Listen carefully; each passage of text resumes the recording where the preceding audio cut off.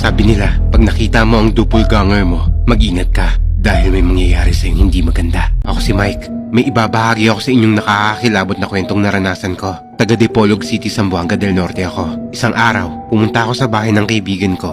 Mga alas 8 na ng gabi nito.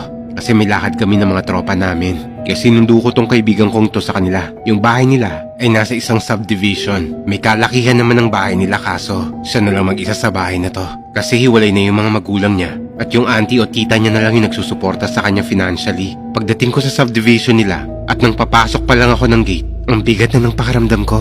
Tapos mas lalong bumigat to nung nakapasok na ako mismo sa bahay nila. Pagpasok ko, napakadilim. Pero sanay naman na ako kasi alam kong nagtitipid yung kaibigan kong to sa kuryente para hindi tumaas yung bill niya. Bilang siya na lang mag-isa rito. Yun nga lang, bumigat talaga yung pakiramdam ko pagpasok ko rito. Pero binaliwala ko lang yon. Matapos ko siyang makita at makausap, sabi ko sa kotse na lang ako mag-aantay. Kasi ready naman na siya at nagtatali na lang siya ng sapatos niya. Habang nagpapainit ako ng makina ng sasakyan ko, biglang nagulat ako kasi nakita ko yung tropa ko sa harapan ng sasakyan ko. Suot ang parehong damit niya bago ko siya iwan sa loob ng bahay nila para hintayin siya dito sa sasakyan. Pero ang nakakapagtaka, may dala siyang kung anong kahoy at nakatitig pa siya sa akin.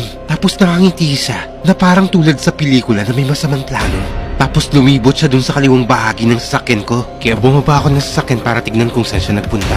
Pagbaba ko, nagulat ako kasi nawala na lang siyang bigla. Nagtaka ako na may halong takot. Kasi bakit ganun bigla na lang siyang nawala? Tapos, hindi mawala sa isip ko yung ngiti niyan parang may planong masama. Pagkatapos nito, biglang lumabas yung tropa ko sa bahay nila. Tapos nakita niya ako at tinanong niya ako, "Ano nangyari sa'yo? Bakit ganyang reaksyon mo? Parang gulat na gulat." "Nakita kita kanina. Dito sa harap ng kotse ko, may hawak kang kahoy. Tapos nginitian mo ko na parang may balak kang masama." "Ha? Ngayon lang naman ako lumabas ng gate."